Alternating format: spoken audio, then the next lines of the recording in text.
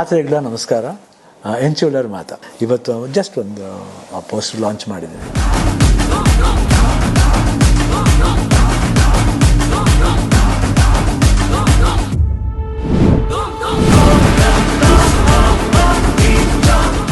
November 14th ಜೈ ಅನ್ನೋ film release ಆಗ್ತಾ ಇದೆ. ತುಳುಲು ಬರ್ತಾ ಇದೆ ಹಾಗೂ ಕನ್ನಡದಲ್ಲೂ ಬರ್ತಾ ಇದೆ. ರೂಪೇಶ್ ಶೆಟ್ಟಿ ಅವರು ಡೈರೆಕ್ಷನ್ ಹಾಗೂ ಹೀರೋ ಮಾಡ್ತಾ ಇದ್ದಾರೆ. ನೋಡೋಕೆ ಹ್ಯಾಂಡ್ಸಮ್